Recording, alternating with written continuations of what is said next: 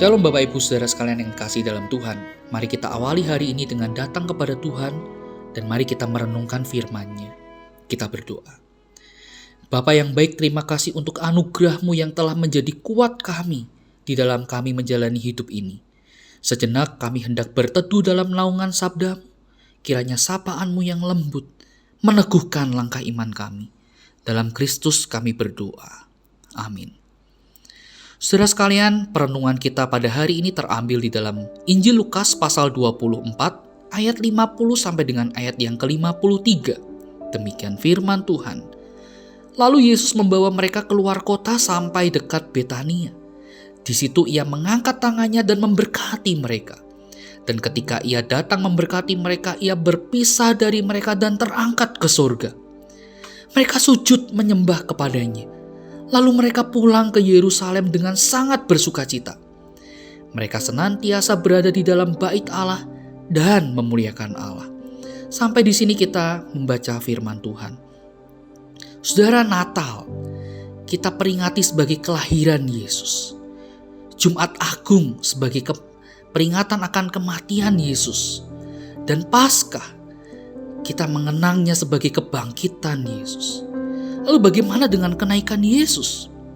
Ya, kenaikan. Apa artinya itu bagi kita? Dalam Natal kita menyambut kedatangan Sang Juru Selamat bagi kita. Dalam Jumat Agung kita mengenangnya sebagai pengorbanan dan kematian Kristus bagi kita. Dalam Paskah yang belum lama ini kita lalui bersama, kita mengenangnya sebagai kematian Yesus Kristus atas maut yang membebaskan kita dari dosa-dosa kita. Lalu bagaimana dengan kenaikannya? Apakah kita merayakan kepergian Yesus Kristus ke surga bagi kita? Bukankah kita malah ditinggalkannya? Saudara, kita melihat peristiwa Tuhan Yesus naik ke surga sebagai satu peristiwa yang melengkapi rangkaian utuh sejarah penyelamatan yang telah dirancang dan dikerjakan oleh Allah.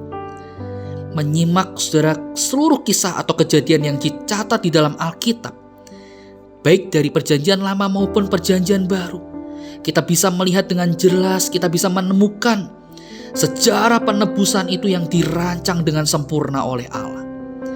Kenaikan Yesus ke surga merupakan penggenapan nubuat yang ia nyatakan di hadapan manusia. Saudara, kalau kita melihat di dalam Lukas pasal 22 ayat 69, Yesus berkata kepada para pemimpin Yahudi sebelum ia diselamatkan, mulai sekarang anak manusia sudah duduk di sebelah kanan Allah yang maha kuasa. Saudara, fakta bahwa Yesus sekarang sudah naik ke surga dan duduk di sebelah kanan Allah Bapa menunjukkan bahwa ia telah menggenapi misi di dunia ini. Misi yang telah dipercayakan Bapa kepadanya. Dan Allah di dalam Yesus mengerjakan dengan sempurna. Karya Yesus itulah yang membuat kita sekarang saudara mendapat satu relasi yang sudah diperdamaikan. Kita bisa menikmati hubungan dengan Bapa melalui pengorbanan Yesus di atas kayu salib. Saudara, kini kita memiliki pengharapan baik dalam hidup kita saat ini maupun masa yang akan datang. Yesus telah berada di sebelah kanan Allah Bapa untuk menantikan saatnya ketika ia datang kembali di dalam kuasa dan kemuliaan untuk menyambut kita bagi dirinya. Oleh karena itu saudara, makna kenaikan Tuhan Yesus bagi kita itu adalah bagaimana kita akhirnya memiliki satu kepastian, satu pengharapan, sebagaimana pastinya firman Tuhan. Dan kita juga memiliki satu berita sukacita bahwa Allah tidak pernah sekalipun meninggalkan kita. Ia selalu bersama dengan kita. Kita memiliki hidup yang berpengharapan itu. Dan di balik berkat dan pengharapan itu saudara, Yesus memberikan kita sebuah tugas yang mulia. Sudah ada seorang penafsir yang mengatakan, bila peristiwa kenaikan ini sebenarnya adalah proses pelimpahan tanggung jawab dari Yesus kepada para muridnya. Saudara, sebelum Yesus naik ke surga, Yesus telah mempersiapkan para murid dengan sedemikian rupa, sehingga pada akhirnya para murid siap untuk melaksanakan tugas yang mulia sebagai saksi Allah. Para murid telah menyaksikan pengajaran Yesus, perbuatan Yesus. Para murid telah menyaksikan kematian dan kebangkitannya. Sekarang Yesus akan kembali kepada Bapa. Dan kini tugas pemberitaan kerajaan surga menjadi milik para murid. Di balik pengharapan, di balik berkat, ada sebuah panggilan, ada sebuah misi yang harus kita kerjakan. Nah saudara, yang menjadi pertanyaannya bagi kita adalah, apakah hati kita telah dipenuhi dengan sukacita yang besar karena kita telah memiliki pengharapan yang kekal itu?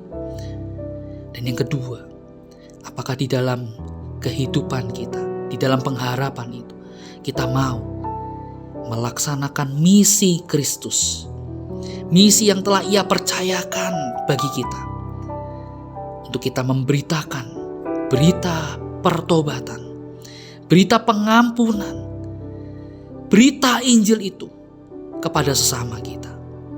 Mari saudara, kita sebarkan, beritakan berita pengharapan, berita Injil ini pada siapapun. Mari kita memiliki hidup yang berpengharapan, dan mari kita melakukan misi Kristus di dalam hidup kita. Terpujilah Allah. Mari kita berdoa. Bapa yang baik, kami bersyukur untuk anugerah-Mu yang telah menopang kami, yang telah menguatkan kami. Terlebih lagi Engkaulah Allah yang menebus kami dari segenap dosa-dosa kami. Kami yang dulunya adalah seteru Allah, namun kini telah diperdamaikan karena salib-Mu. Dan terima kasih karena Engkau telah mempercayakan kepada kami sebuah misi yang mulia, untuk kami boleh menjadi saksi-Mu di dalam dunia ini. Tolong kami hidup sebagai saksi-Mu Tuhan. Pakai kami. Terima kasih Yesus. Di dalam nama Tuhan Yesus kami berdoa. Amin.